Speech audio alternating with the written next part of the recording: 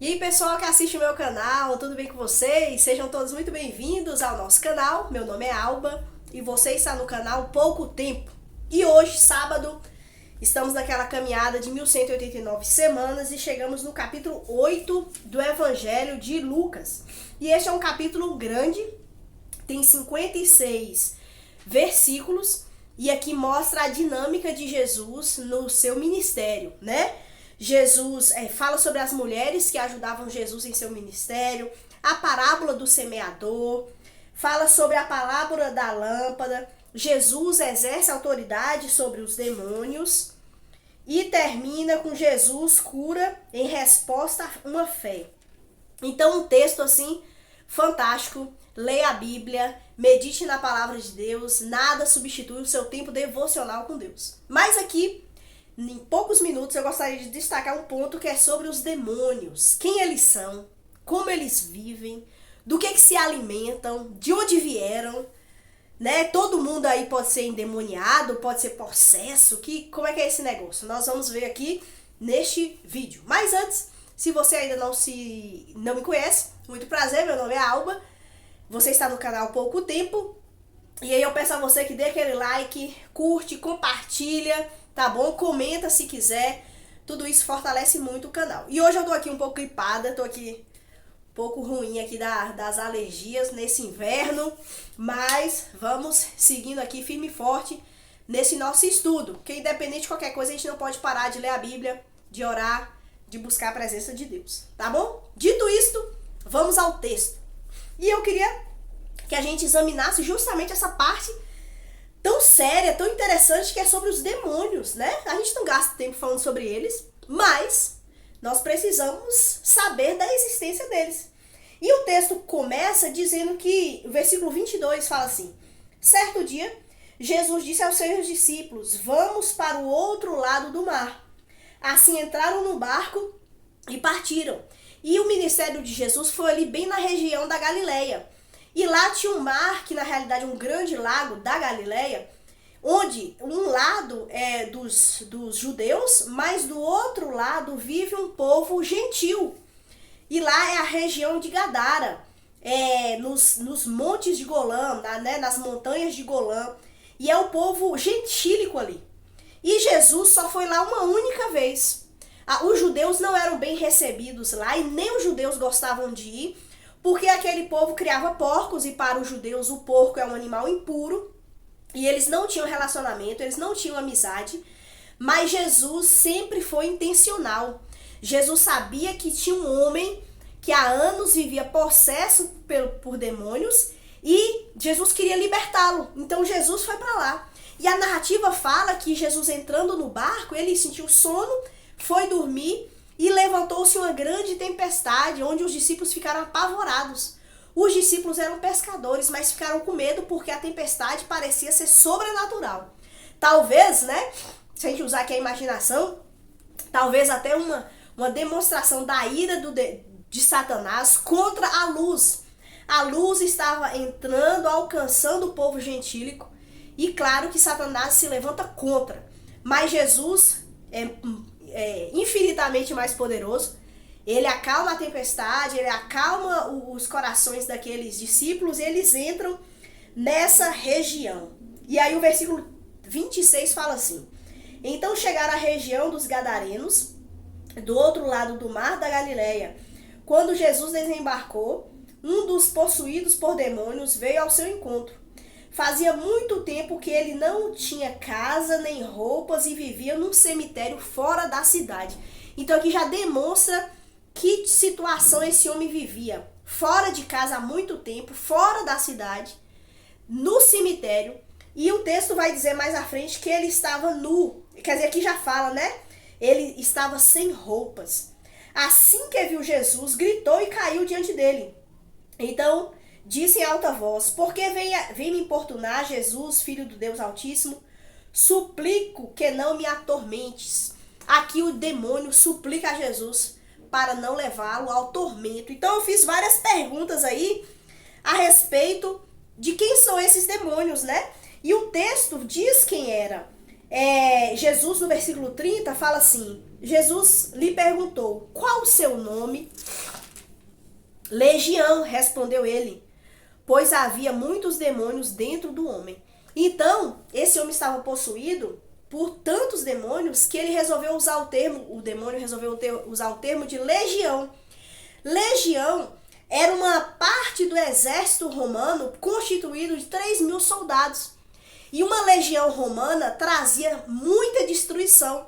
Os povos, ainda não alcançados pelo Império Romano, tremiam de medo da legião romana. Eles tinham cavaleiros, eles tinham arqueiros, eles tinham soldados. Eles eram imbatíveis. E eles entravam nas aldeias, nas cidades, e eles destruíam com seu poder voraz. E esses demônios, esse homem estava possuído por tantos demônios que eles disseram que era legião, porque eram muitos. Então, quem são os demônios? Eles existem? Sim, eles existem. A Bíblia é cheia de referências a respeito dos demônios. Em Efésios 6:12, a palavra de Deus fala que a nossa luta não é contra carne ou sangue, mas contra hostes espirituais do mal. Então os demônios são reais. Tiago 4:7 fala também. O próprio Lucas, no capítulo 4, nós vimos que Jesus foi tentado por Satanás. Então nós não conseguimos vê-los, mas eles existem e eles são ainda atuantes no mundo. De onde eles vieram? Como os demônios surgiram, né?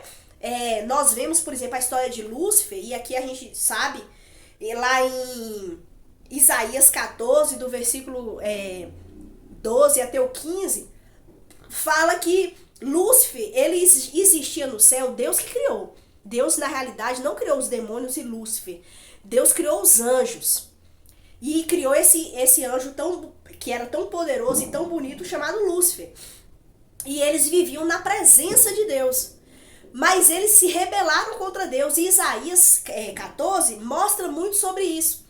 Que Lúcifer queria ser como Deus.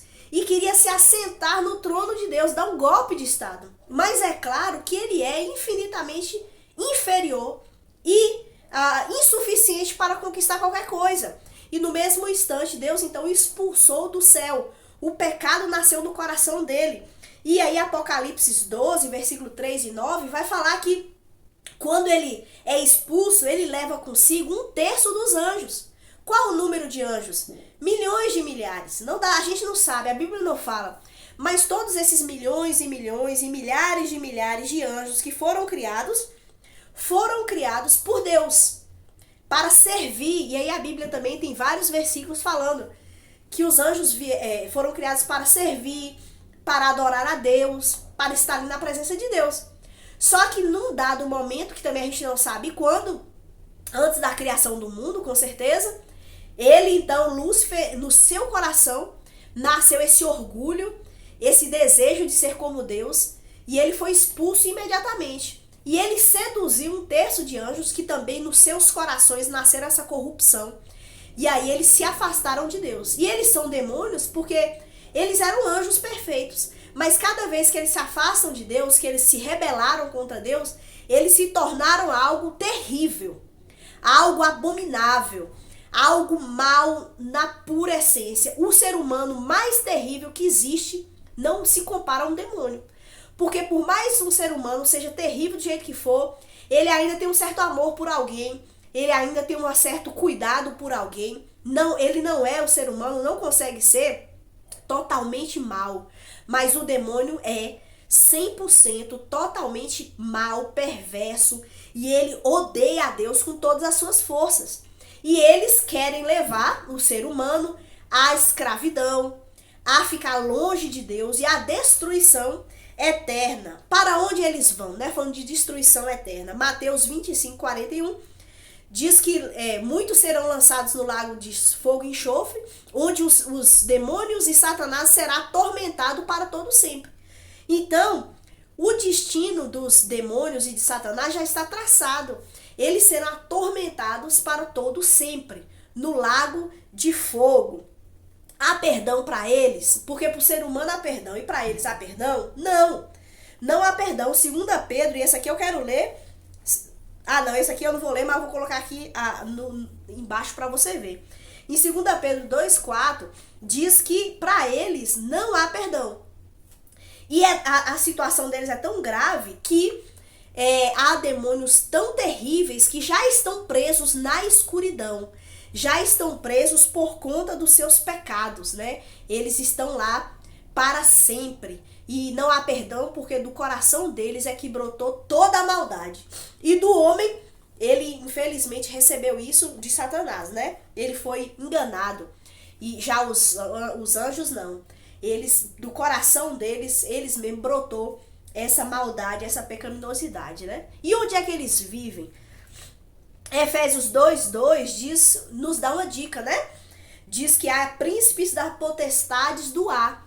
Então eles estão por aí, soltos por aí, inclinando o ser humano a fazer cada vez maldades. Em Jó 2:2 dá um retrato bem claro, né? Deus pergunta onde é que Satanás estava e ele diz que ele estava rodeando a terra e passeando por ela. Então, o diabo e Satanás estão atuando no mundo. A palavra de Deus diz que o diabo está ao nosso derredor, rugindo como um leão, buscando a quem possa tragar. Mas, graças a Deus, que o anjo do Senhor se acampa ao nosso redor. Então, nós estamos protegidos pelo anjo do Senhor. Mas Satanás está ao derredor. E aí, eu quero ler Judas 1:6, que diz assim, sobre aqueles anjos que estão presos. Também lhes lembro dos anjos que não se limitam à autoridade recebida, mas deixaram o lugar a que pertenciam. Deus os mantém acorrentados em prisões eternas, na escuridão, aguardando o dia do julgamento. Então tem anjos caídos, né, demônios tão terríveis, que eles estão presos no abismo, algemados na escuridão, esperando o dia do julgamento. Então todos os anjos, todos os demônios, né, serão condenados. E então a realidade deles é muito séria. E aqui esse texto de Lucas capítulo 8 nos mostra muito claramente sobre essa realidade. E esse homem estava possesso desses demônios, né? E o que nós vemos que os demônios faziam com esse homem é terrível. Em primeiro lugar, o demônio ele pode dominar pessoas através de possessão. Todas as pessoas podem ficar possessas? Não. Porque senão, todas ficariam. Porque o demônio e Satanás, ele quer destruir a raça humana. Ele quer destruir a obra perfeita de Deus. Então, se eles pudessem, eles entrariam em todos os homens, sim, e sairiam fazendo um estrago muito grande. Para um demônio entrar numa pessoa, é necessário alguns passos que essa pessoa autoriza ou deseja ardentemente essa comunhão com Satanás. Então a pessoa ela deseja isso e ela busca meios para isso. E diante dessa autorização dela tão explícita e desejosa, então ela pode ser possessa sim por demônios. Os demônios querem sim possuir pessoas. E algumas pessoas ele leva a doença. A gente viu na Bíblia alguns casos de pessoas que por conta de possessão demoníaca estavam doentes. Outros ele leva a essa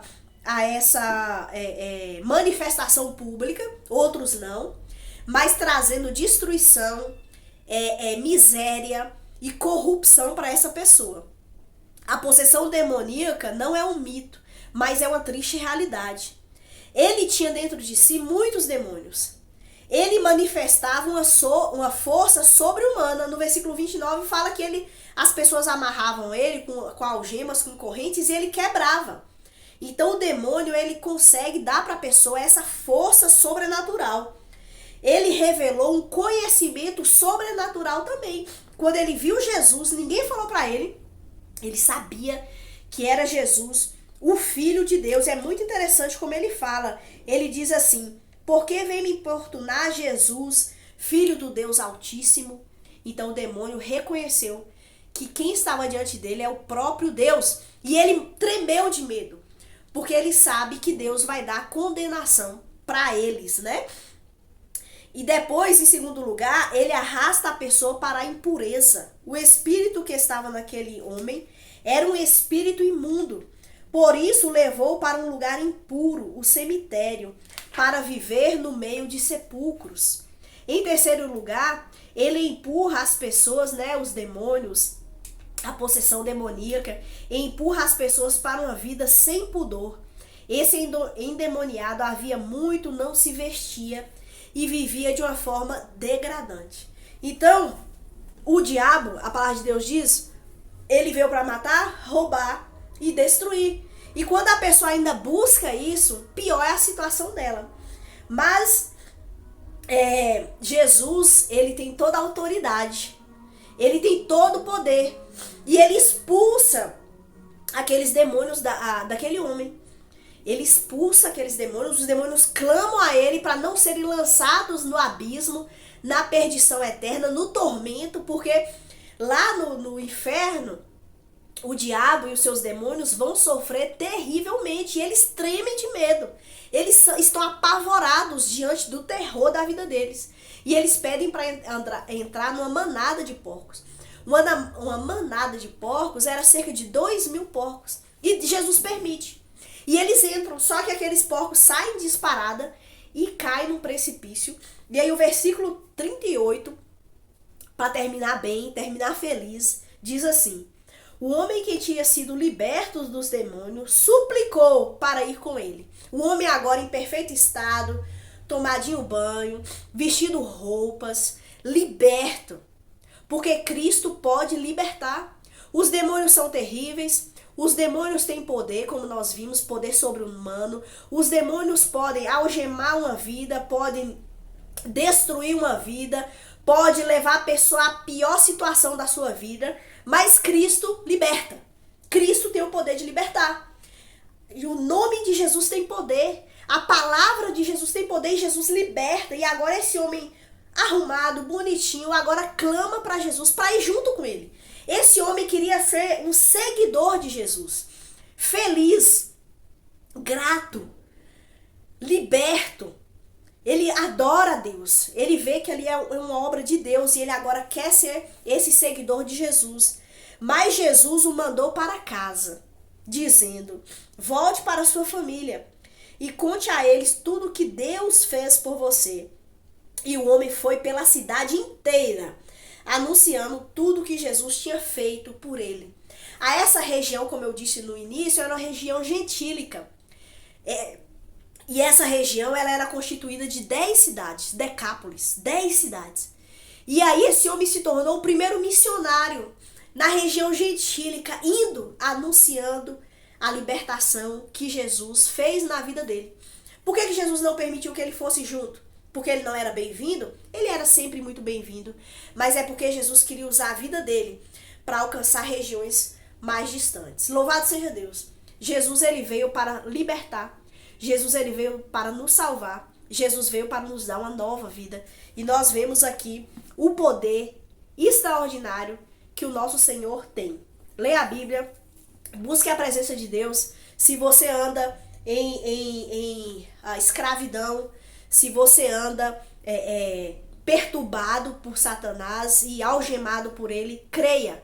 Jesus pode te libertar. Ele tem todo o poder e ele ainda quer fazer isso. Porque Jesus saiu da Galileia, atravessou o mar, passou pela tempestade para alcançar aquele homem. Quando Jesus alcançou, aquela cidade se revoltou e quis expulsar Jesus. Jesus ele voltou para Galileia, mas ele deixou um missionário para alcançar mais pessoas. E hoje Jesus quer alcançar a sua vida, quer alcançar a sua família, trazendo libertação, trazendo cura, trazendo restauração. Que Deus abençoe sua vida. Leia a Bíblia, busque a palavra de Deus, ore, porque Ele é o único que pode nos dar vida e vida verdadeira. Deus te abençoe. Até a próxima. Valeu!